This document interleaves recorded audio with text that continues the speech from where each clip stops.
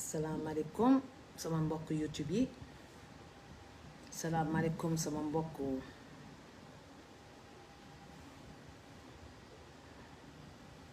Facebook Ndella Madior Diouf TV assalamualaikum mbaa yeewu ngeen ci jàmm mbaa yeewu ngeen ci jàmm waay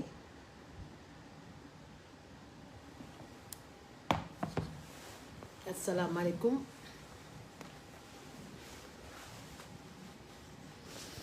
bonjour Souleymane Gueye maa ngi leen di nuyu di leen di sant di leen di ñaanal journée bu jàmm ak salaam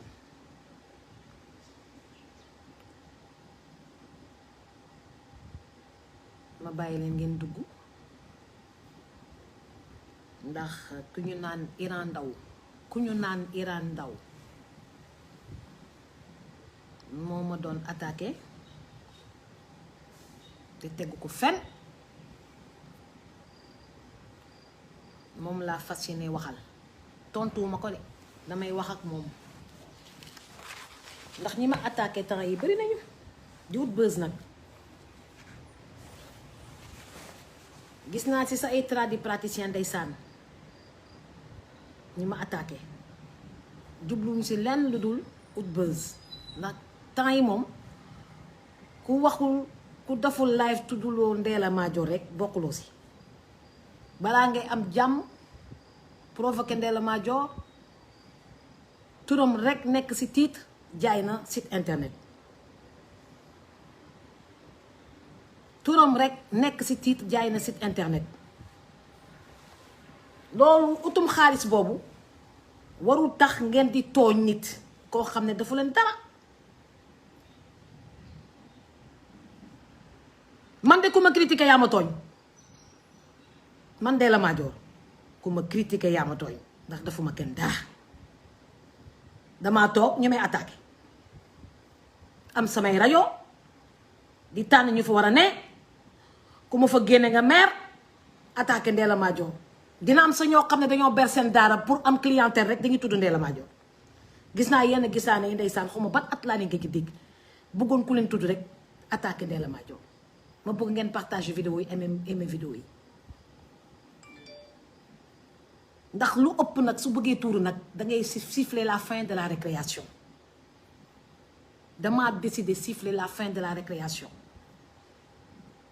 ndax ndaanite yi comprendre wuñu naka la siffler la fin de la récréation diplomatiquement en commençant les émissions médicales sur la santé sexuelle fa la siffler sur la fin de la récréation comme que doo leen nandite comprendre leen lu tax ma enchaîner avec la santé sexuelle pour jàngal leen pour dédramatiser pour socialiser pour évoluer ci beneen rythme waaye ngeen continuer rek nekk ci rek ana Ndella jàppal Ndella ana Ndella jàppal Ndella ku tudd Ndella daal doo am jàmm ñeen yi dañ leen di fay sa pour ñu tudd Ndella ñeen yi ñuy créer seen titre pour am xaalis coow lii xam nga lan moo ko indi Sénégal te Sénégal dañu mujj a jéggalu changer titre bi coow li ci Sénégal la jógee bi ma defee émission confrontation ma bëgg ngeen déglu bu baax li may wax te tasaare ko partage vidéo bi ñépp jot ci bi ma defee sama émission confrontation ak Bijou Ngoné tooñu ma 2STV tooñu ñu ma confrontation tooñu ñu ma dañu doon bëgg a leeral ma leeral parce que xam ñu bëri ñu critiqué Bijou Ngoné ma ne bàyyi leen Bijou Ngoné def ma dara bàyyi leen Big Taf defuñu ma dara benn gisaane rek moo bëggoon lëndëmal xelu nit yi junju affaire lesbienne gis ngeen barki de moo njaay bu mu si génnee ne musuma wax Ndella Madior lesbienne la te moo ko junju moo ko tey jund ko nu mu ko junjee nag noonu la si génnee bu mu set wecc dégg ngeen ko si plateau confrontation vendredi passé nu mu si génnee ba mu set rek comme su dul woon moom ne mu su ko wax waaye loolu doyul samay noonu soni doyalu ñu mun na ñoo supporter Mame Mactar Gueye ak le journaliste Adama Gueye ni ñu ma appuyé mënuñu ko supporter foofu ñu tilimal yenn journalistes yi tamit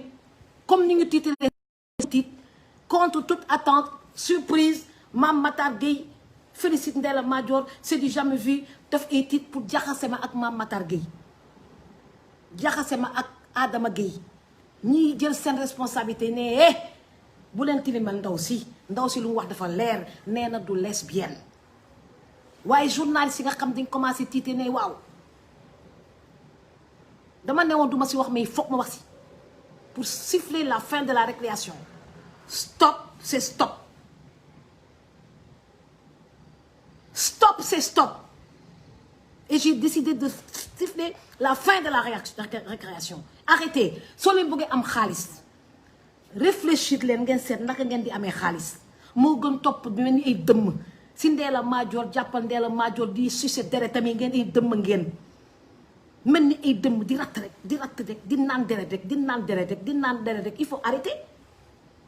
soo leen nekkee dëmm bàyyi leen deretu naani deretu fi ngeen yi ngeen tàmm naan deret yi ngeen tàmm naan dam leen ngeen ratti foofu te ngeen bàyyi deretu buur siin bi tranquille ay naan katu deret ngeen dégg ngeen wax ci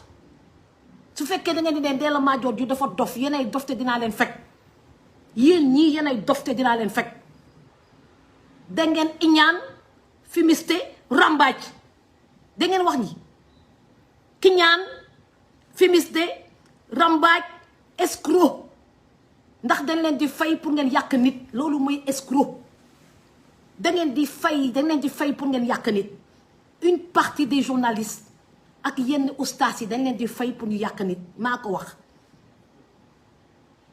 fumiste ngeen rambaaj ngeen amuleen rusukaay maanuwu leen amuleen yar te dinaa leen tojal lépp lu may wax nii yépp dinaa leen ko tojal benn par benn kon Sénégal bi ñu xëyee au lendemain de l'émission confrontation dañoo jóg ne Ndella Madior je fais l'amour tous les jours et plusieurs fois par jour j'adore les hommes ma woo Sénégal man leen Sénégal lu tax ngeen dagg film bi lu tax waxu leen traité de lesbienne Ndella Madior contre-attaque ou répond dit qu'elle adore les hommes et qu'elle fait l'amour tous les jours loolu ngeen waroon titre y a une grande différence comme que Sénégal dafa bëgg a sexe sénégalais dañoo bëgg a sexe di làkkutu nag ñoo gën a bëgg seetaan film kon pornographique ñoo bëgg a yëkkataan seeni jànk yi ñoo gën a bëgg a violer nit looloo fi am Sénégal ma laal nag si góom bi rax si dolli yoom yi bëri Sénégal ma laal si góom bi kon su ma nee vrai mec yoom yi dañuy mer képp ku mer dangaa yoom bépp góor bu mer si li ma wax les vrais mecs dangaa yoom teguma la ko dégg nga wax ji Sénégal ils ont eu la gentillesse de présenter leur excuse et de changer le titre mais entre-temps le mal était déjà fait ñeneen ñëpp yooyu comme que dañoo gëj am xaalis Ndella lekkukaayu xaalis moo tax j'ai refusé automatiquement toutes les demandes d'interview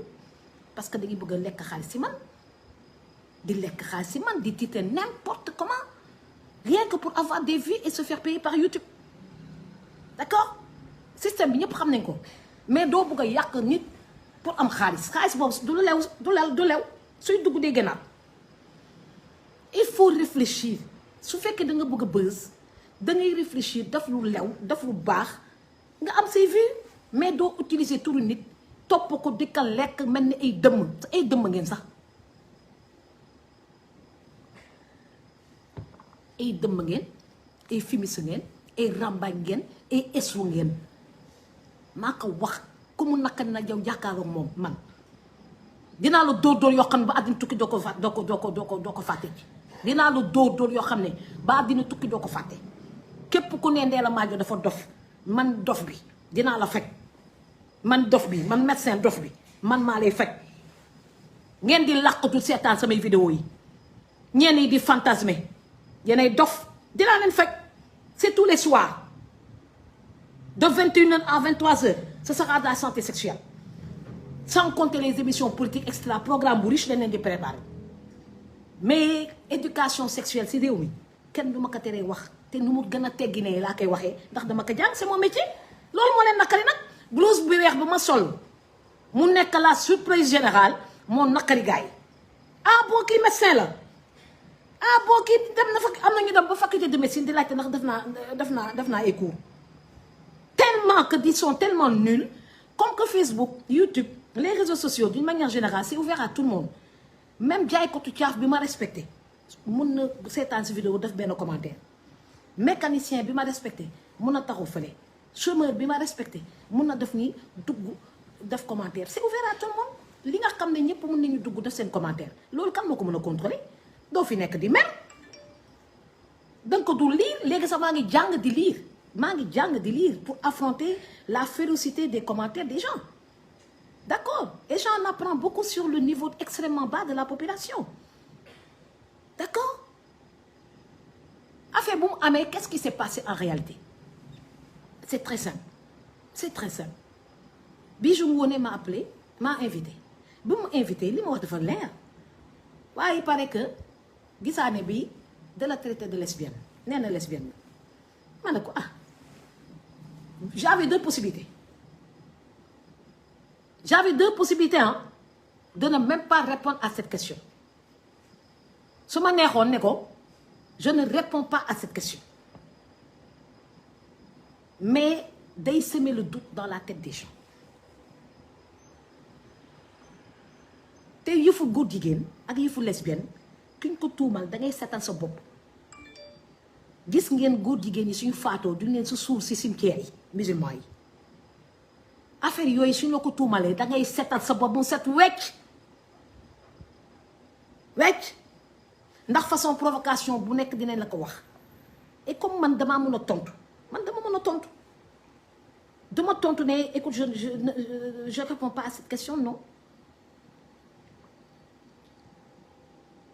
biñ ma ko posé question il y a en 2010 xam nga la laa tontu la même réponse lu tax lu genre période boobu amu woon kii parce que période boobu amu woon ay Facebook en 2010 ba ma koy tontu amoon na Facebook mais amu woon c'était pas jaxul woon amu woon Facebook live dama ko ne j'adore les vrais mecs mon mari est un vrai mec Aïssatou Diop Fall bi ma ko posé en 2009 ou 2010 boobu mi ngi Walfadjri il paraît que tu es lesbienne di ma provoqué rek boobu ñu ngi may tuumaal ak Coumba Gawlo Seck te Coumba Gawlo Seck nekk sama rakk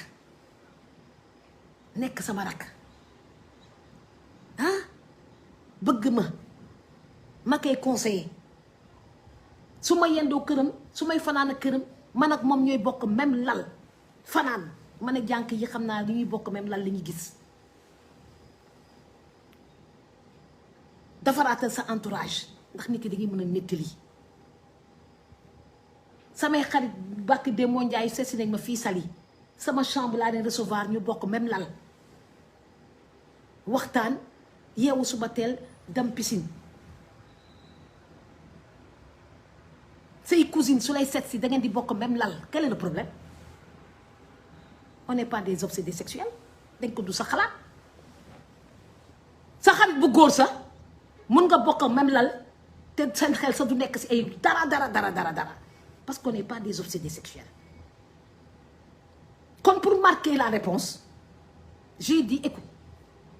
man ok j'adore les hommes pour encore marquer le coup ma ne quand je suis mariée gis nga nu mu mënee muñ góor man Ndella Madior mën naa muñ góor ay ati parce que je couche que quand je suis en couple. D'accord? Mun naa ko muñ ay ati. Mais quand je suis mariée et quand je suis en couple, je le fais tous les soirs. Mais loolu, quel est le problème? Et avec un homme viril, un vrai mec, quel est le problème? Quel est le problème? Et ces obsédés sexuels nga xam dañuy yuut suñuy seetaan sama émission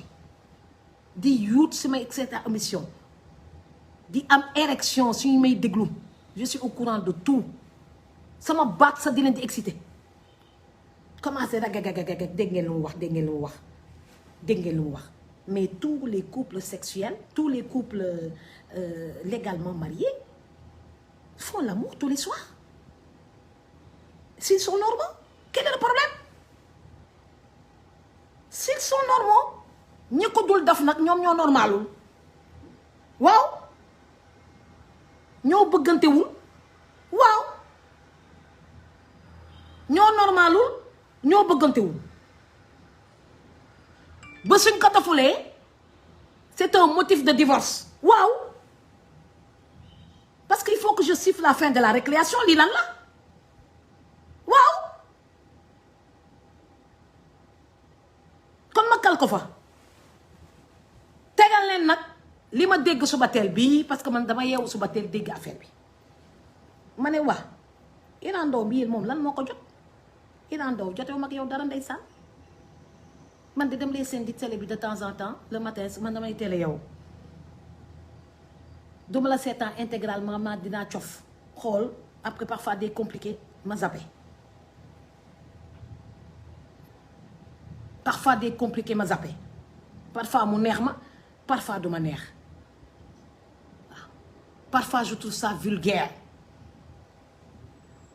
ma zappé. ndax si je trouve ça intéressant damay taxaw dinaa la wax lu tax du ma lay seetaan. du ma dagg film man dinaa la wax lu tax man Iran Ndao du ma ko seetaan damay zappé. musuma fàttali ko fu ma seetaani Iran Ndao du début jusqu'à la fin damay cof rek damay zappé ndax dama ko xaw a mere te danaa wax lu tax ma mere ko. du ma dagg film bi nag dégg naa bu baax sa wax si Iran Ndao nee nga loo wax nit dina egg si moom. loo wax nit dina egg si moom waaye moom lu mu wax du egg si yow ndax kenn ñemewu laa wax li nit wax si yow. kon dangaa terroriser sa entourage ba kenn ñemewu laa wax dëgg. dinaa la wax yaay kan tey rek nga doyal. tey rek nga doyal si fayu gàmmu bii tey dinaa la wax doo ustaas benn par benn tegal la ko nag benn par benn xuloo mag yow de damay wax ak yow yaay kan. bàyyi leen di nax nit yi bàyyi leen di mbubboo ustaas yore seeni làmmiñ di ratatate rek bàyyi. danga bëggoon siw si Ndella Madior dinaa la yokk siw. yokk naa la c'est ça déjà yokk gas bi ñu si tuddee bi nga nangoo ñu tudd la fekk chantage la dañ laa fay pour nga attaquer Ndella Madior. yow affaire bi dafa sedd guy di yow joxuloo cër Mame Matar Gueye. soo joxoon cër Mame Matar Gueye du ñëw tranché nga ñëw këpp si suuf kon dañ laa fay. du ñëw tranché nga këpp si suuf kon dañ laa fay. kon ma tegal leen li ma dégg tey te kenn nettilu ma ko maa gëkk ci sa tom bopp. deru yàkkamti xaaral ma dugg Google ndax mooy vidéo bu def buzz bi si heure yi si 15 heures yi passé kenn naxu la si wax bi da ngeen def seen diil ñu fay leen xaalis bu weex tal te xam naa fu mu jógee dañ leen fay ne la waaye yow Ndella Madior bii Mame Matar Gueye di ko félicité ngeen bàyyi ko succès bii yàq ko. doo wax si Mame Matar Gueye doo wax si Ndella Madior jox da ngeen di seetaan daal Mame Matar Gueye jox ko succès ñu fay la waaw nga ne attaqué Ndella Madior ngeen diir seen diir yow ak seen buzz. xam naa lépp ndax lii ku wër ku dofay def lii da ngeen ne damaa dof da nga ne damaa dof yow mii la ñu war a wër la ñu war a fekk te dinaa la fekk de dinaa la fekk nag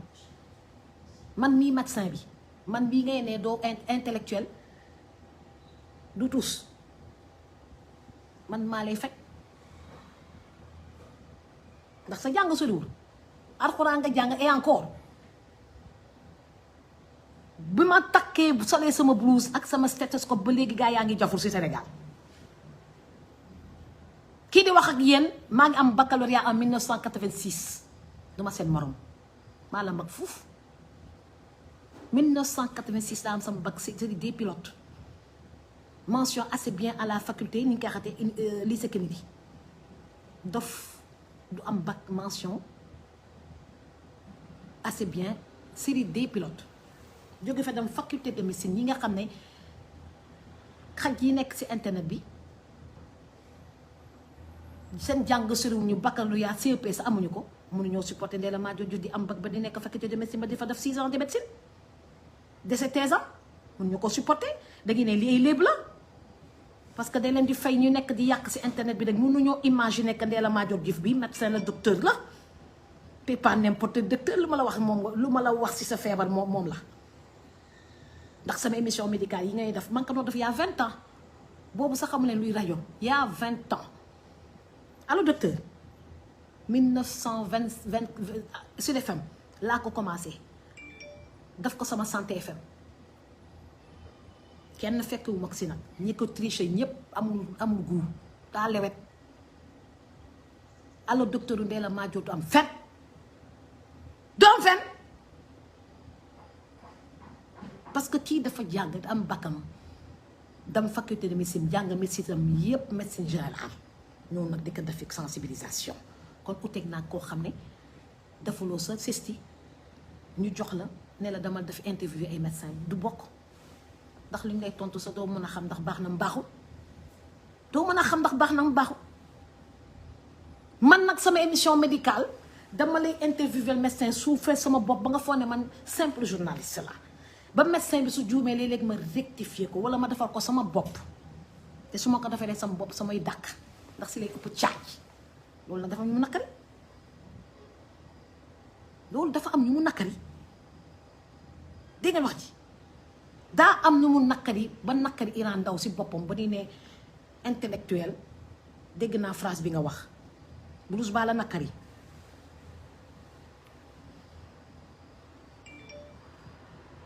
yow sa description julli yi ngay def bi nga gisee Ndella Madior di def si description anatomique danga ko ñaane danga gis sa bopp si man du ma sa wujju du ma sa concurrent sa patron la sa chef la sa professeur la ndax li ngay def maa la ko dàq téeméeri yoon soo génnee satala ma génne anatomie génne yàqu nit soo génnee satala ma génne yàqu nit kon du ma sa morom ustaas day jox ñëpp cër wala ñu delloo ko rek place u non ustaasam ustaas day rafetal wax ustaas su ñëwee gis problème si dëkk da koy fay du si ut xaalis duñ ko si fay muy attaqué ustaas du attaqué nit ustaas dina gis dof sax mu faj ko ustaas dina gis dof sax mu am lu ko naqari day saan mu woo ko orienté ndànk kenn du yëg te du ko bàkkoo kenn du yëg te du ko bàkkoo mu réglé lu muy réglé le prophète sallallahu alayhi wa sallam prophète Mahomet man bu may dem Makka en 1998 xalaatuloo sax di nga am passe Makka bay dem Makka damaa simple sama bopp rek xam lépp bàyyi li ne si xol bi moo gën a am solo fu ne jaar ngeen fa pour yàq nit dem naa ba ay Baye Fall invité ma émission bu tudd nakati encore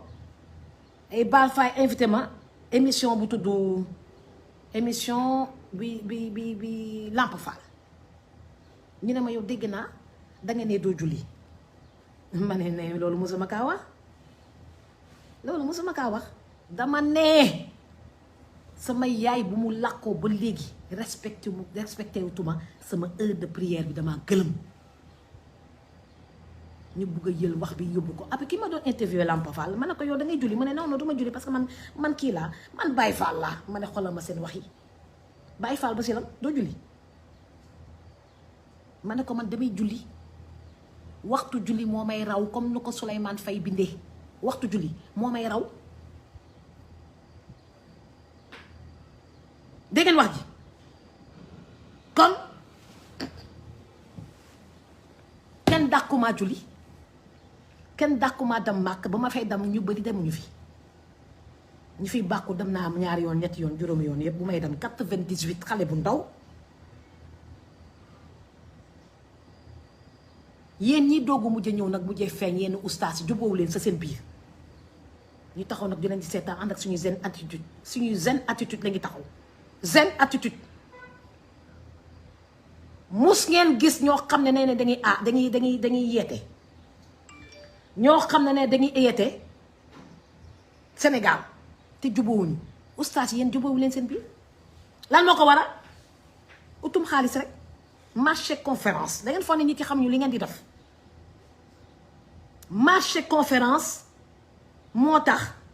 jubóowu leen seen biir ku nekk bugg nañ ne mana maa fi dàq waaraate li ngeen di def si suuf ñëpp xam nañ ko ñeen yi kenn gënu leen bëgg jigéen ñeen ñi kenn gënu leen kenn ñeen yi di siif jigéen bu leen ñu taxaw wax si dëkk bi da ngeen wax ji ustaas yi laa wax ñi nga xam ne respecté wuñu jigéen place su jigéen daal sa waañ bala bugg ñoo sonal nekk ci télévision yi di ratatatete rek yow soo gisee ustaas yi ustaas Iran Ndaw la ñu la tuddee jàppal ni bés ni tey yaay Iran maay Irak yaay Iran maay Irak ndax sa rukk bi nga toog mënoo nga bàyyi ma tudd sama rukk rek yow Mame Matar Gueye moo la gën a gore yow da ngay teesanteeg jigéen Mame Matar Gueye mësul yëkkati téléphone woo ma problème bu mu amee en tout cas tombé wul si man mu noon na yëkkati téléphone woo ma mais daa jël responsabilité am te ma ko si gërëm di ko sant parce que noonu la war a taxawee bind je félicite Ndella Madior qui est contre le lesbianisme qui est contre les homosexuels j'adore les hommes je suis pour les contacts entre hommes et femmes dégg ma say félicitation boobu moo leen nakari félicitation boobu moo leen nakari une partie de la presse qui a vu que Sénégal a retiré le titre et a présenté ses excuses pas publiquement en hors antenne changer titre bi parce que musuma ni nga ma présenté woon mooy dama dem si plateau 2S di ne oui je fais l'amour tous les jours ak ah plusieurs couples le soir ak et cetera mais soxor ngeen benn soxor boo xam ne bëggu leen se reconnaître que Ndella Madior a été traitée de lesbienne et a répondu en disant que elle n'est pas lesbienne mais elle adore les hommes et quand elle est mariée elle fait l'amour tous les soirs plusieurs coups quel est le problème yoom yi journaliste yu yoom yi liveur yu yoom yi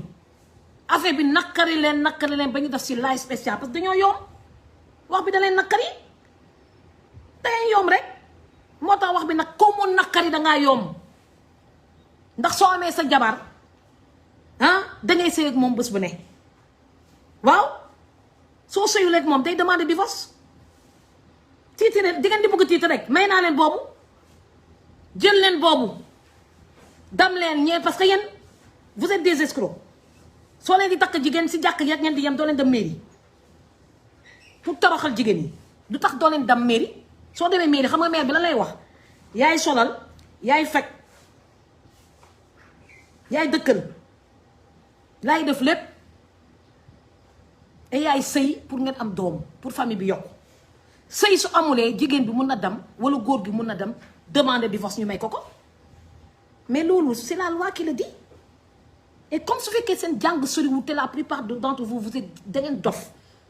parce que kenn doon dof moo leen fas yéene fekk te man dama leen di fekk da ngeen wax ji ñu ne la dégg ngeen del lu muy wax dégg ngeen Ndella lu may wax Ndella na dit que la vérité seen coow li lépp parce que vous êtes en manque de sexualité vous êtes en manque d'information sexuelle moo tax ngeen di wegegegegegegege mel ni affaire bi lu rëy mais c'est tout à fait naturel c'est pourquoi j'ai décidé de faire mes émissions sur la santé sexuelle chaque soir de 21h à 23h pour faire les gens qui sont en manque d'information sexuelle parce que nag dama fi gisul luy coow ba mu nekk benn buzz du siècle qu'est-ce que j'ai dit mais je n'ai dit que la vérité une personne qui n'est pas lesbienne mais aime les hommes et quand on est marié mais on fait l'amour chaque soir les gens qui ne le font pas ils sont pas normaux oui comme sinon pourquoi être ensemble si vous n'arrivez pas à satisfaire vos épouses régulièrement chaque soir vous n'êtes pas normaux motu leen ko dégg ngeen wax ji loolu médecin bi may wax ak yéen jabar soo nekkee ak moom quand vous dormez ensemble vraiment c'est pour vous procréer c'est pour vous aimer c'est pour des tendresses c'est ça le sens de vivre à deux maintenant si vous êtes suffisamment coincé pour ne pas supporter ces paroles eh bien je vais vous soigner dama leen di fekk danaa leen fekk ba ngeen wër parce que gisuma ku ma tere si àddina bi un médecin qu'on empêche de sensibiliser sur les problèmes de santé sexuelle cardiologique rhumatismale juddoogul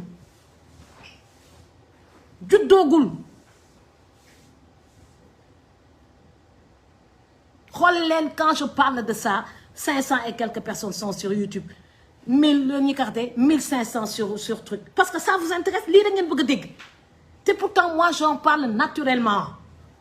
la sexualité j'en parle naturellement xanaa yéen amu leen jabar kon ñii gambi gembe qu'est-ce que vous faites avec vos femmes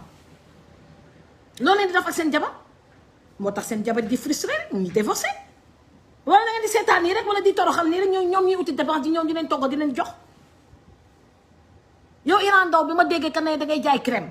xam nga da ngay jaay crème nga ne yow da ngay jaay crème fa laa la nawee ça veut dire que xeebuloo liggéey yaa ngi jaay say crème di ko dundee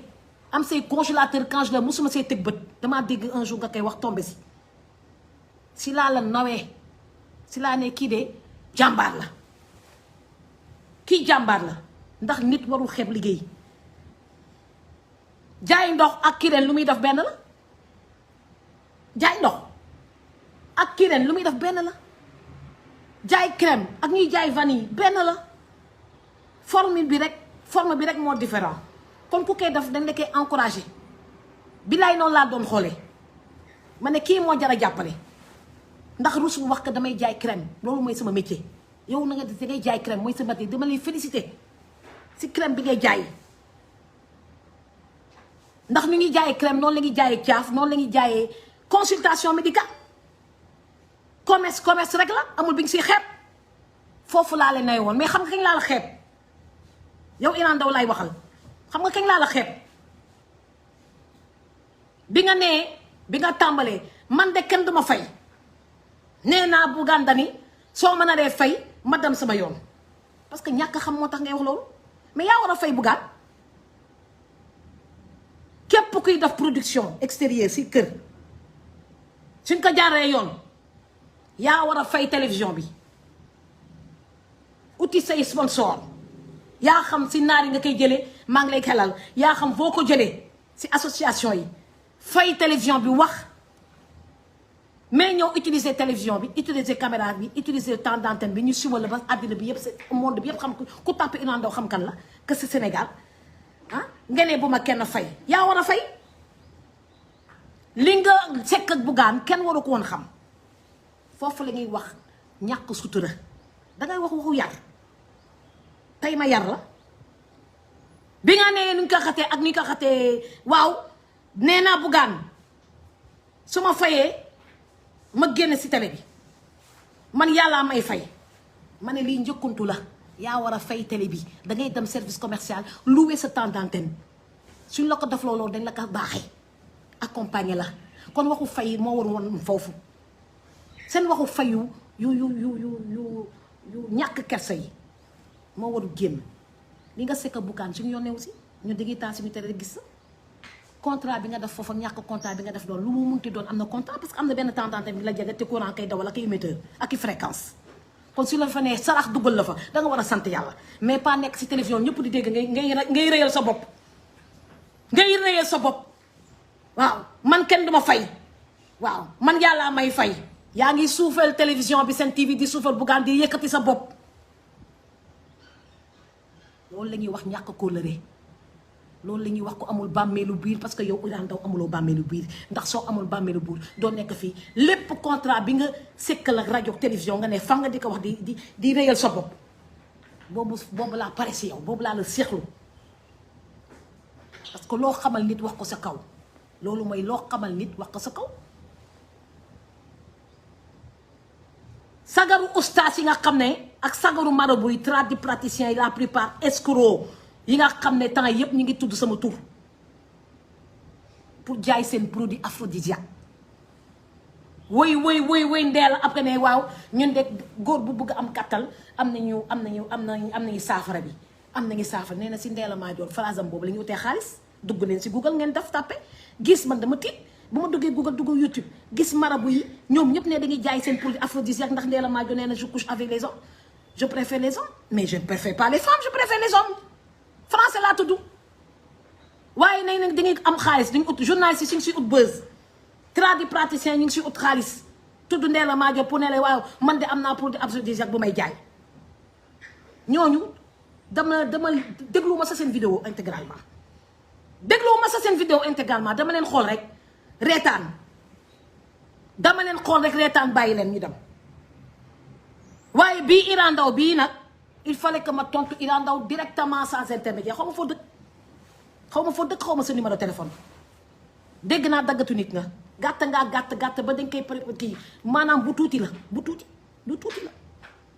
ma ne déedéet ñu ne Iran Ndao lan la ma Iran Ndao lu tuuti daa gàtt ka ma ne c'est pas possible ah bon caméraman yi kon ñoo koy jàppale di ko filmer mais lu tuuti la comme pygmée comme ne amul différence ne pygmée tuuti man nag waxam bi nu mu rëy ma ne lu tuuti la dangeen wax ji kon kuy suufee sa patron ba di ne sa patron du la fay di ne fa nga sa contrat moral bi nga am ak sa patron soo attaqué nit sa day nekk lu logique yow ku la fay nga attaqué dañ laa fay pour nga attaqué Ndella Madior mënuloo supporter Mame Matar Gueye bu félicité ñi la yónni nag ñoo mënoo supporter réaction Mame Matar Gueye ñu ne la looy xaar looy noppi ëffal ak seen buzz nga ne xaaral ma ñëw wax sama tontu bi de dañ ko dégg danga ne sa entourage kenn ñemewu la wax li ñu wax si yow bi nga jotee sa convocation de jox nañ la ko bii nag mooy convocation à distance ndax yaa ngi tàkkaarloo télévision kii bi di ma seetaan fële fi nga nekk Tiwaawan yaa ngi may seetaan mënoo nga bañ a dugg si Ndella Madior te nekk Tiwaawan de Tiwaawan sama mbokk yi ñoo fa nekk sama papa moo fa nekk sama maam moo fa nekk kër bi nga nekk sama kër nga nekk maa la héberger yow maam Selbé Diouf bu jur waa Tiwaawan sama maam la te su ma ñëwee Tiwaawan sama kër laay nekk ñu may ne lu tax doo fi ñëw kon war ngaa ruusa attaqué ba nga fa bokkul dañ la fa héberger man nag fa laa bokk na fa la dëkk sama kër la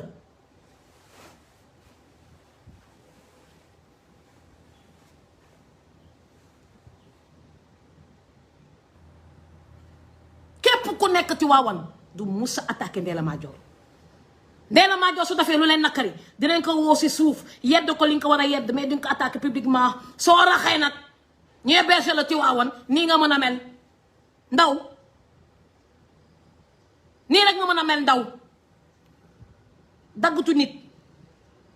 ñuy filmer la pour mettre la en valeur nga foog ne loo wax ci àddina bi nit dañ koy accepter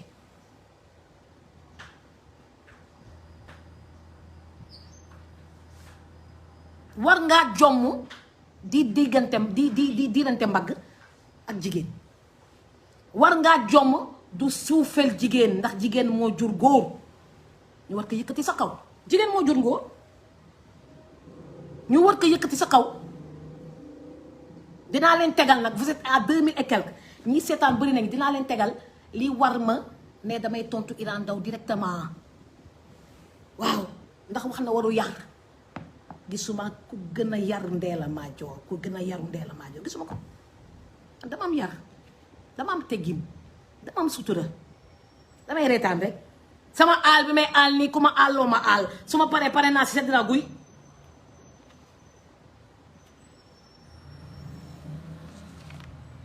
dam nga ba wax affaire intellectuelle bu su may sol ak sama stéthoscope tey war kaa sol nekk sama tenue de travail mu naqari lool ñi nga xam ne jànguñu mosu ñoo dugg école complexé véritable intellectuel moo jàkkaarloog yéen nii nag nekk intellectuel boo xam ne nu ko neex mel tey su soli blouse ba mu sol garambu bu dàq garambu bu lii du jasneer de lii gold la gold dañuy wax gold lii gold la ok mooy yi Macky Sall di sol moom lay sol du jasneer gold su ma neexee sol blouse su ma neexee sensibiliser wàcc niveau bi wax comme ni ngeen di waxee su ma neexee tubaabee je suis en train de répondre à Iran Ndao qui a osé m'attaquer alors que je lui ai rien fait bii mooy tubaab bi kon dee la benn unique mondial la adapté wu nag si n'importe quelle situation mënoo nga laal kenn waroon nga def sa ma xanaa yow kon jubóoloo ak ma Matar gi nga bëgg a këpp ñëw si ma da nga ko jubóoloo ak moom man de xaw ma seen histoire yéen ñaar xaw ma ndax di ngeen jubóo xaw ma ndax jubóowu leen xamaluma leen dara mais félicitation bu ma félicité naqari na nit yi naqari boo xam ne samay nooñu naqari na leen naqari ba di bëgg a jël kàmb dugg si biir mais gas leen seen bopp te ngeen suul seen bopp si biir li ma wax dafa dañu bëri si félicité je suis pas lesbienne j'adore les hommes quel est le problème quand je me marie avec des hommes moi je me marie pas avec des femmes da ngeen ma si war a félicité su ma ko préciser correctement ñuy dagg léegi dañuy dagg c'est comme Sénégal nu mu njëkkee titré waxul ni ka xatee traité de lesbienne Ndella Madior contre-attaque dafa ñëw rek je fais l'amour avec les hommes tous les jours mais ni ko dem rek di wax raconter sa vie privée mais non j'ai pas dit ça j'ai contre-attaqué et j'ai donné une bonne réponse boo xam ne day ni tilt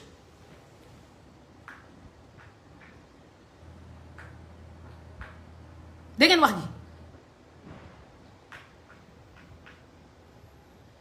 man dama mën a tontu su ma décidé tontu parfois ñaata nit laa ignoré temps yi soo duggee kii bi ay ñuy def ay des comédiens yeeg ñëpp si dugg comédiens yeeg liveur yeeg pour am buzz parce que dañu demoon ba woo koŋ amatuñu xaalis si YouTube fayatu leen dërëm ñu ne yoo xéwal dikk na rek commencé bombardé après di yër seen vues yi di yër si war naa si am tey lii 100 000 francs wala 200 000 wala 1 million di topp si ndeer rek di ka ratt ba na dëmm ngeen noonu da ngeen mën a dafay dëmm ngeen da ngeen ne man dof laa ma ne la ngeen dëmm ngeen ay dëmm ngeen di ratt deretu nit pour am si moom xaalis dëmm ngeen te jubu leen ndax soo leen juboon da ngeen di def ni Mame Matar Gueye xool que kii dafa tontu dañ kaa attaqué mu bu kaa tuuma mu ne man ak góor yi la du ak jigéen yi et pas n'importe góor te du góor bu yoom góor bu dëgër këcc loolu leen naqari ñu yoom yi dañuy mer li ñuy doyee góor bu yoom day dem faju loolu leen naqari kon ma tegal leen li ma wax ngeen si déglu ndax kii ustaas dina waxee nii ustaas day maanu yéen lu tax mu leen mel ni Maodo Sylla sama maam Maodo Sylla sama papa Maodo Sylla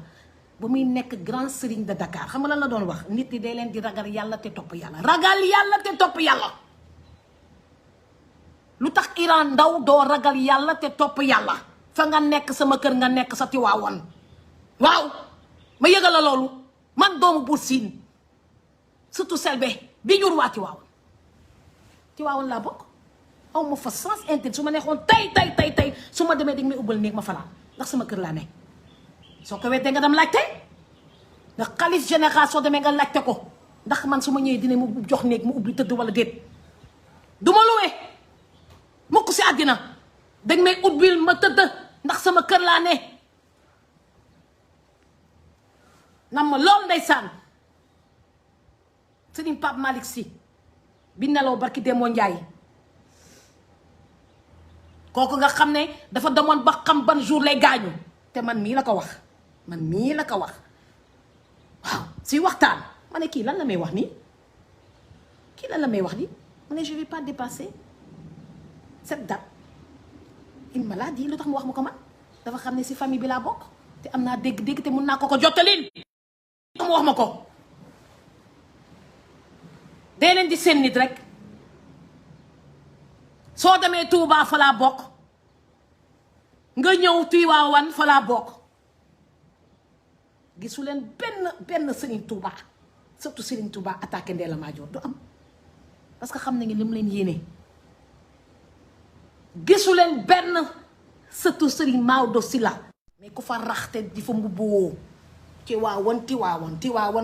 te nga rax mbubboo fa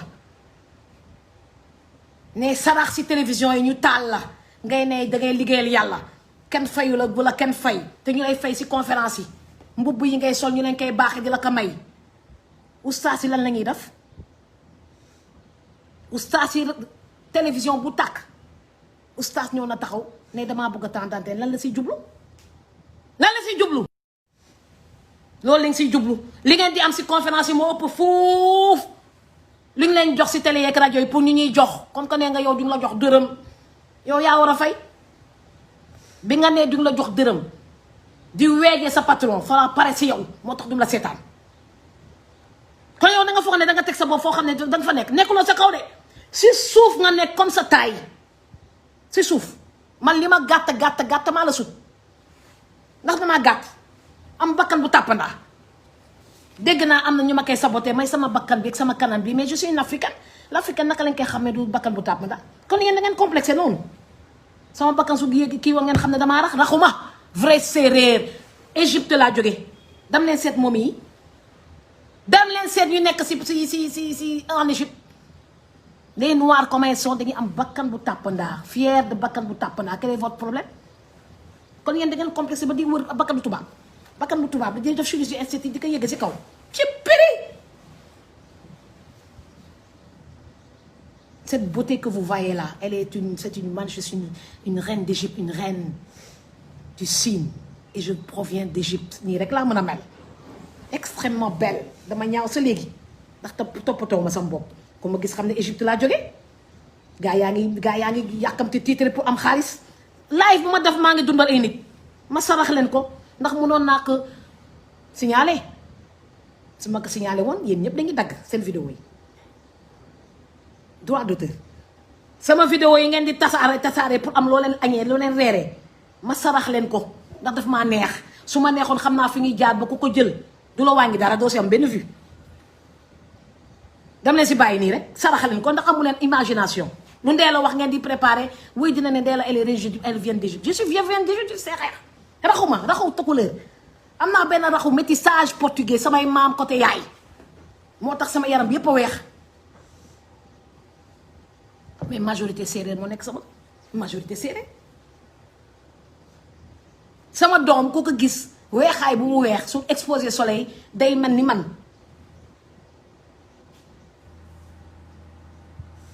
ñu kooku jur ko karaw yi frisé yi mu am nii jege si voilà karaw frisé bi mu am nii xam nga dafa lakk ndax mi ngi woon simal mi ngi maroon nii dafa nekk simal si géej gi ba nga génn si géej gi plage privée bi ñu fa am à simal tu le mets là-bas avec l'autre téléphone tu vas avertir les autres dégg nga tu peux partir lii dafa lax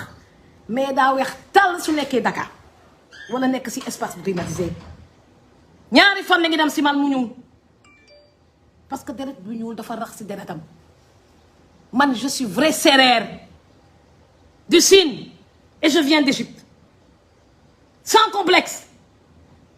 médecine bi ma jàng docteur bu ma nekk su fekkee dafa am nu ma naqari des cas sociaux ak ñu nekk si suuf loolu dinaa leen fekk ba ngeen wër avec le temps vous allez accepter Ndella Madior docteur Ndella Madior vous allez l'accepter conseil santé yi may def yéen a koy njëkk a déglu soo leen ko rusee déglu en direct tamit da ngeen di xaar ba ma arrêté ngeen commencé ko di ko déglu parce que da ngeen di gis nombre de vues ni muy yokkoo kon soo nee li ma wax lu ma wax dina egg si fu mu war a jëm chantage boobu nga def ñu la jox xaalis dañ la jox xaalis nga ne man kay su ma waxee dina ko dégg àddina bi yëpp dinañ dégg ko critiqué naa ko looy critiqué yow ñii di félicité nga jékki-jékki affaire bi def na 3 semaines léegi mu def 3 semaines nga bëgg a waa complot ak seen TV noonu nga bëgg am da nga bëgg nit ci fàttali ko pour nga am ay conférence kese dama gisul si yoonu Iran Mame Matar fay na wax ji ba pare félicité na ba pare yow da ngay yow bu say këpp suuf man maay këpp suuf si yow fay la rap yow mi ñu héberger Tiwaawoon ndax danga rax Tiwaawoon bi dañ laa faa héberger ndax bokkuloo si famille bi man mi bokk si famille bi nag te beewuma dal nag dama fay def sama tànk sa bëriwu fa wax nañ ma lu tax doo fi ñëw te kër gi sa kër la ku gis seni Cheikh gis Madior Diouf xam ne benn kanam bi la seet leen photo yi même deret bi la si kër Tiwaawan laa bokk man raxuma kenn hébergé wu ma fa kon doonay feeñ si télévision bi mbubboowu oustaz di attaqué jigéen kon dooneen oustaz parce que dooneen oustaz da ngeen jël place oustaz te amu leen jikko oustaz bëgg ñoo tànkal bëgg ñoo sonal di xuloog seen biir dooneen rusa di xuloog seen biir oustaz bi xuloog mu doon oustaz Sénégal lañ ko gis oustaz sama doon na juum oustaz dafa waroon juum ngeen aw si suuf rectifier ko rafetal lépp ngeen nekk benn mais si kaw ngeen di xiiroo di ñaayoo di xuloo ndax xaalis conférence kooku mën ngaa xas nit man yow loolu mën nga xas nit kooku ban yar yéen a ñàkk yar bi ngeen ñàkk yar moo waral ngeen di ne fan contrat yi ngeen am ak télévision yi di suufal seen patron fa laa la weddee loolu daf safuma chantage psychologique bi ngeen di def si peuple bi moo tax duma leen seetaan loo leen daf safuma am na nag ay oustaz yu jub kenn di laa si namu grand serigne de Dakar actuel grand serigne de Dakar sax dama ko fan ndax intellectuel bu nekk si grand serigne de Dakar y en a deux Abdoulaye Mactar Diop ndeysaan ak keneen ki maa ngi fàtte turam dama leen fan maanu bu ne si ñoom ñi ngi xeexoon ak gaa moom mais ku si nekk am na lu la yàlla may soo leen di laal jigéen daanu soo leen critiqué jigéen laal Ndella Madior critiqué ko daanu ngeen soo leen nekkoon 100 wàcc ngeen ba 1 parce que waru leen ma woon laal ndax Oda Ndaw dafa mën a dara bi dafa mën a mosuma laa gis sagaru journaliste laay wax de sagar koo xam ne day jàng journalisme ñëw ak fenam iñaane na wax dëgg bi ndax munoon na ne dañ kaa traité de lesbienne mu ne déedéet man duma lesbienne man góor laa amal affaire déedéet mu ne kii da ndaw si dafa nekk si télévision bi di wax boole si ay fenu neen pourquoi vous da ngeen di biaiser l'information ki ngeen di interviewer su tombé seen piège dafa muusul rek dafa gàtt xel ndax jàngul ñu fay ko ne ko attaquel fay mun na nekk da nga nekk xaalis de ngay sotle sa xarit bu nekk si gouvernement bi nañ ko wax bi jeex ngay sotle sa xarit bu nekk si gouvernement bi nga ne xaaral dinaa ko attaqué ñëpp yëkkati nañ ko Mame Matar yëkkati ko xaaral mën naa koy attaqué da ngay sotle nit ji dafa am koy sotle nag nga si jublu ristourne financier ak waa góor ñëw Iran Ndao de jàpp na ko Iran Ndao jàpp ko de Iran Ndao dafa feeñal boppam dafa wane que amul place ci Sen TV dafa wane que amul place ci oustaz ndax soo duggee YouTube da ngay gis sa ñu bëri ñu mu attaqué ak ñu bëri ñu koy attaqué mais oustaz day maanu oustaz day gis fu safara am mu fay ko rap fay ko rafetal wax bi ba ñëpp ñu juboo woon sa juboo loolu mooy place oustaz loolu leneen prophète Mohammed santaane day leen di fay ay mais bu leen ko yokk oustaz yow doo oustaz buy attaqué Ndella Madior buy diirante mbagg jigéen buy xas jigéen buy traité jigéen do dof doo oustaz saa yu ma la gisatee si télé bi fay ko nga ne kenn ñemewu la ko jottali yaa ngi seetaan yaa ngi seetaan ñi la ko waroon jottali ñu ngi lay gis ngay seetaan kon jana ñu la koy jottali yaa ngi seetaan danga waroon nag yem sa place àtte dëgg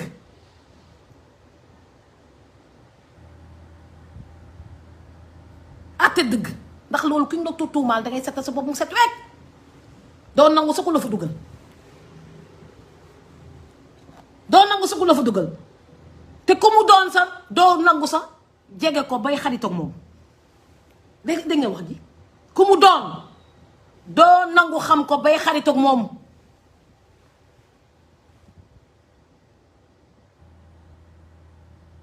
kon maa ngi sama rukk di liggéey sama liggéey awma soutien état maa ngi góorgóorlu di fay samay TVA maa ngi góorgóorlu am sama association jiite sama association ne nit yi loolu la nga xamul dégg nga wax ji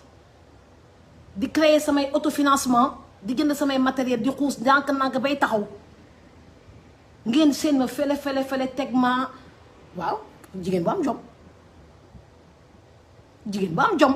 jigéen buy damal boppam kon bu leen ma fakkasal ba ne may fakkastal la ku ma mënul dooleel na ma taxaw di ma seetaan candidate à la présidentielle bi moo leen nakari ah man di koy lu tax ñu créé parti mais kuy créé parti c'est pour dugg pour yéen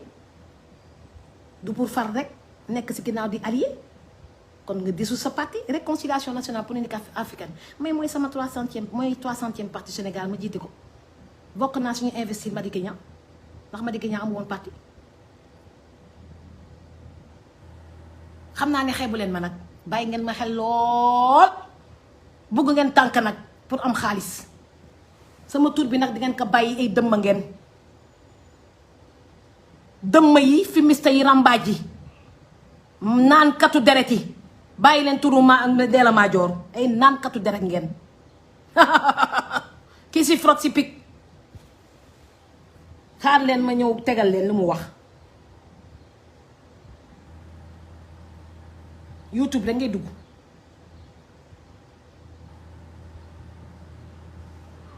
ndax lii waruloo koon wax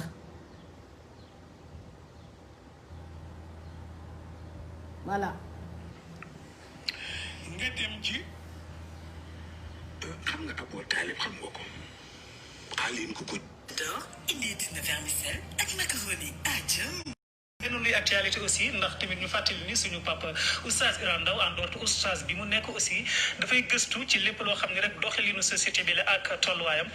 kenn koo xam ne dañ koy faral di déglu ci réew mi mu yëkkati ay kaddu semaine bi passé yëkkati na ay kaddu yu bare ba yoo xam ni ñu bare bàyyi ci askan wi ñaawlu nañ ko ndax dafa taxaw toog ci télé di wax yëg-yëg bi nga xam ne moom lay am ci góor ak li muy soxla ci góor ba xëy na am li nga xam ne moom lay soxla ci boppam moom ñu tudd turam ndax seen buzz la chaîne des leaders moom jàngale rek moo ko tax a jóg yëkkati na en tout cas papa xaw ma ndax yëg nga ko wala di xam le ne daal moom li muy soxla ci góor mooy góor goo xam ne dina mën a joteeg moom lu mat ñetti yoon comme 3 coups ndax jaadu na yell na ku mel ni kooku toog ci télé di wax jàppoo ni am na leneen loo xam ne xëy na communication bi war na ko jur ci askan wi papa. voilà déjà journaliste bi il est extrêmement malhonnête le journaliste daa bëgg dafa def question boo xam ne pour créer buzz génne ko ci contexte am au lieu mu ne Ndella dañ kaa traité de lesbienne mu ne non non non man du sama aw mag affaire jigéen góor lay amal affaire mu waxee ko nu mu ko waxee. keneen nag intellectuel su nekkoon intellectuel dem dégg-dégg te seetaan lépp ndax mu noonu man duma seetaan te duma seetaan rajo parce que mi ngi préparé réponse am mi ngi préparé contre attaque bi su maanoon da siy maanu wax bu rafet ne ah si nu ma ko seetaanee de dama dégg ñu ne dañ kaa tuumal affaire jigéen ak jigéen te affaire jigéen ak jigéen ak góor ak góor dañ kaa sib ku ko def dañ lay rey foofu la waroon tonto et que su fekkee damaa comprendre li mu wax dafa ne moom bokku si xeet boobu day déedéet da kaa ignoré daa njëkk ne góor jigéen rey rek la si islam wax doogu ñëw nag si Ndella Madior na commencé di dambat nag di nekkee ne ñàkk yar amul ku ma am kersa waaye su ma lay wax du ma la saaga dinaa nga tegginal wax bi waaye dina mel ni puso dinaa teggine wax bi de mais day mel ni puso ndax du ma la saaga mais wax bi day mel ni puso kon ñu déglu Iran Ndao lu mu si tontu. non àtte naa ba pare xam nga wax naa góor jigéen luy àtteem jeex na amul leneen lu ci des ki ko def ak ki mu ko def ñoo bokk àtte ki ko def ak ki mu ko def bu dee dof moo ko teye ci du xale ñoo bokk àtte rek jigéen bu toog ni man li may bëgg ci góor mooy góor boo xam ne daf may satisfaire trois coups par exemple lay soxla wax bu ci dee télé ci koo xam ne dañ lay déglu ndax jigéen waa xam nga loolu day dellu ci éducation am na ñoo xam ne rus nañoo génn yenn kàddu soo leen gëddee sax ñu rus ci éducation alquran def noonu yuzakkihim wa yuallimuhumul kitaaba wal xikmata na ngeen jël seen doom yi yar leen muy cër bi nga jox sa yaay nga jox ko kuy sa moromu yaay cër bi nga jox sa baay nga jox kuy sa moromu baay cër bi nga yor nga jox ko say morom cër bi nga jox sa rakk nga jox ko rakk jàmbur yi loolu mooy yar soo paree ci yar nag nga jàngal ko mu xam li yàlla bëgg ak lim bañ xam société am muy xam-xam soo ca paree nga dem ci yee ko mooy mu doon nag intellectuel congaan du ko jàng mooy ku nite du ko jàng déedéet mooy ku nite nit ak nite du benn da ngay gis ko doon nit ti nitewul lu mu def ñu ne ko bàyyi sa yëfu dof yi macha allah nite dafa baax mais am na yoo xam ne boo toogee di ko wax ñiy kilifa dañuy avancer pousse onde bi dem feneen waaw dafay am macha allah am na ñoo xam ne duñ tenir compte parce que dañuy jàpp ni lii ku nite du ko def donc man du ma déglu rajo man du ma déglu télévision yooyu du ma dem ci site internet dara man lu ma la waxit sooy boo téye loo ma wax du ma ci jot kooku looloo neex ci man loo ma la wax danga ci jot te loo ma wax duma ci jot kenn ñemewuma koo dicté ci ñi ma nekkal waaw parce que loolu it nag maa ngi ko jëlee ci góor gu baax googu waaw macha allah parce que soo demee ci yeneen bi xam li doon mu ne mi ngi ko jëlee si góor yu baax boobu maanaam lu mu bëgg a wax nit dina ko wax te wax ba dina egg ba sa nit ka waaye nit ka su tontoo tamit tontu bi du egg si moom ndax moom du déglu rajo du seetaan télé te entourage am kenn ñemoo ko wax diw nee na la lii mais duñ la ko wax parce que yaa ngi seetaan fële Tiwaawan fa nga nekk yaa ngi seetaan te gàcce nga sa am ndax waruloo woon attaqué Ndella Madior dafa la dara man defuma la dara defuma dara askan bi dañ maa tooñ ma tontu sénégalais nag xamuñu ku tooñ ku fayu la ñuy xam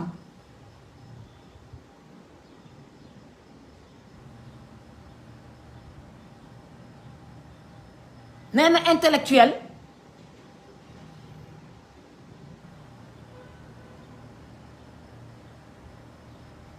dafa war a nite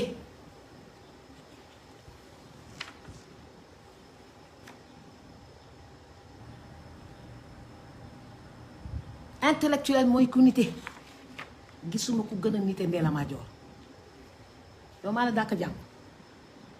ëpp la yërmande gën la baax gën laa ñeme coono yow yaa ngi góorgóorlu am sa société ji yaay crème ma la siy félicité foo dam nga ne kenn duma fay weege say patron te ñu lay feeñal nga war leen fay temps d'antenne foofu la jikko su jikko boobu moom a njëkk a soof ndax su fekkee dañ la jox temps d'antenne nga ñëw def émission c'est donnant donnant dañ laa xàllal yoon bi taal la nga tàkk ndax taalaloo sa bopp kon kooku amuloo fay Sen TV amuloo fay góor bëggaan mais foo dam ne kenn duma fay kenn duma fay loo si jublu te doo ne da ngay wóor di conférence te kenn du la fay dañ lay fay di la baaxee di la may ay yére ñu ngi lay teral te teral bi yëpp doo ko génne ci kaw kon honnêteté bi ngay jaay di ko fag di ko wone loolu saful kenn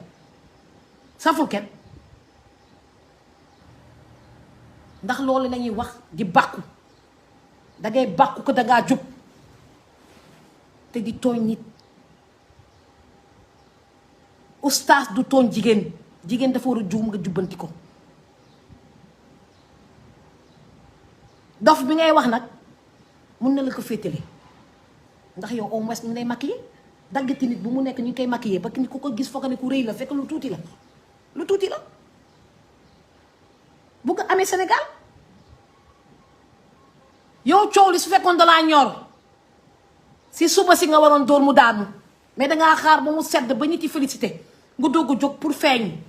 pour kontaanal pour féete pour kontaanal ki la ko yebal xaw ma na ma koy waxee sax ndax danga laa yebal danga la ko sant li nga def nii danga la ko sant waa Iran doon fii ngeen di bàyyi ndee la muy wax lu ko neex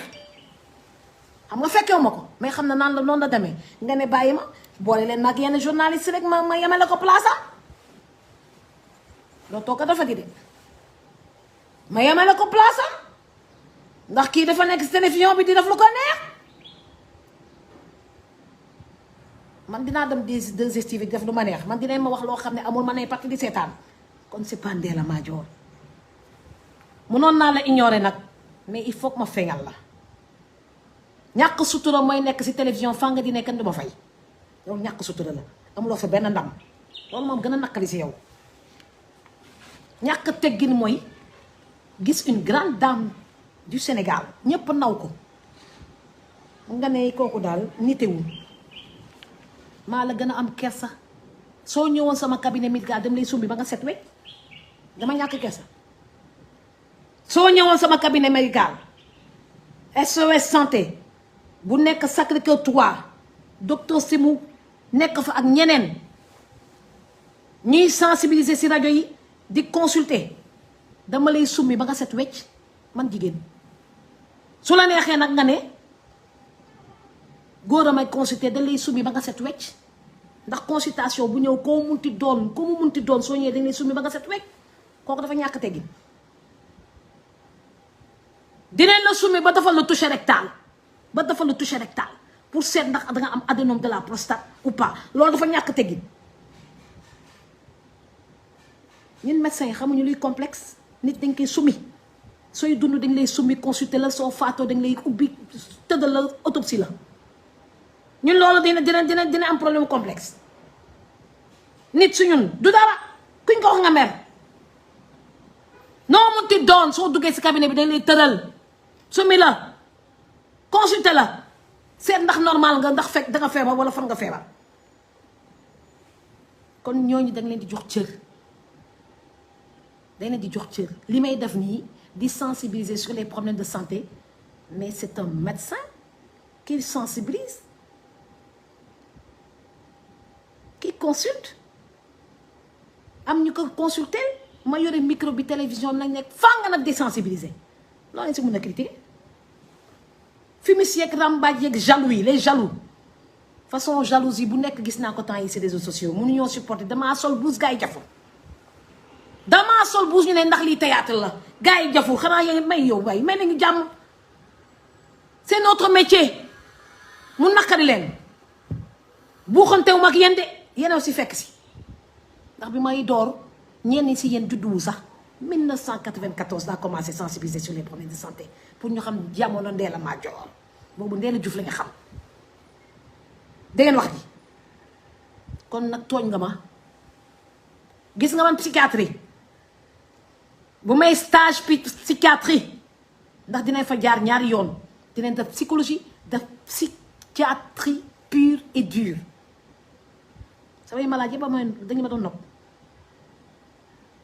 ndax temps bu mu leen di accordel déglu bu mu leen di déglu temps bi mu leen di accordel déglu bu mu leen di déglu ak yërmande bi ñuy gis ci man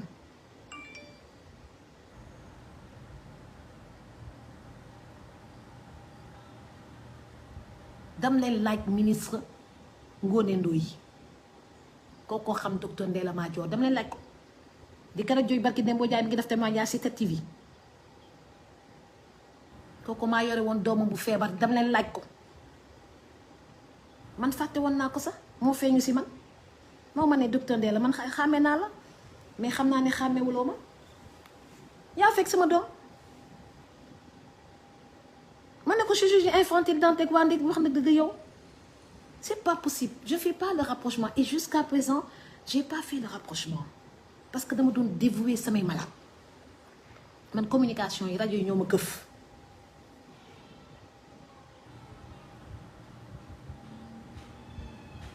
kon Iran man rek maa nite yow mii yaa nitewul yow mii wax ko Bougane du la fay yow mii yaa nitewul ñu ne la fang chaque jour yow amuloo fayu Bougane amuloo fayu Sen TV amuloo fayu caméraman yi ñooñu dañ leen di fay ñu yore seen salaire di la taal bés bu nekk ngay wax amuloo looy wax lu dul man kenn du ma fay yaa leen war a fay kon dangaa nitewul bi nga commencé wax loolu laa la sa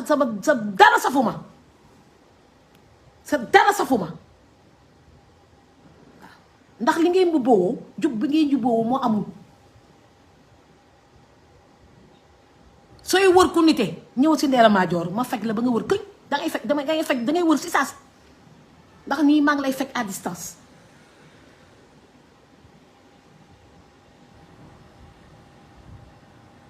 tradipraticiens escrocs yi nga xam ne sama tout temps yi la ñuy dundee warloo woon nekk si même pied d'égalité ak ñoom bay ne à qui le tour kan mooy ñëw di attaquer Ndella Madior à qui le tour kañ la ñuy ñëw prendre léegi acca ñu ne kii wax na pare man maa si tegu xaaral ma jël sama wàll naankatu deret yi ay naankatu deret ngeen ndax da ngeen di tànk deretu Ndella Madior di ka naan pour am ay vues maa ko waxtee moo am sama deret bi ngeen di naan ngeen di arrêté ya ngeen di doog a daj dëmm yi ngeen doom ay dëmm ngeen ndax da ngeen di naan deretu Ndella Madior yéeg ko bañ ko bàyyi ndax Sénégal dafa am ay dëmm dafa am ñoo xam ne dugub soow rek la ñu xam dama xam ne da ngeen nekk si turu nit ki rek di lekk rek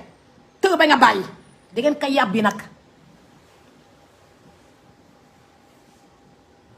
dëmm yi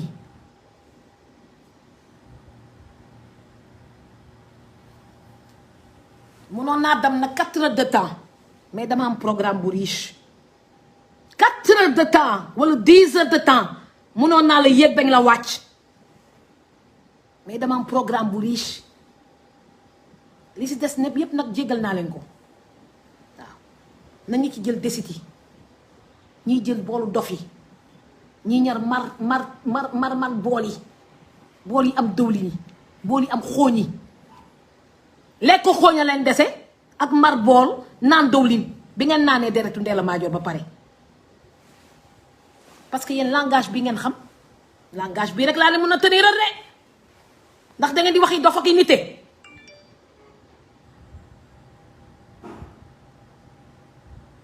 dinaa leen fekk yéen ñi dof ni ma doon fegee sama malade ji fa lépp si caati faal noonu laa leen di fegee si sama biir émission à distance asalaamaaleykum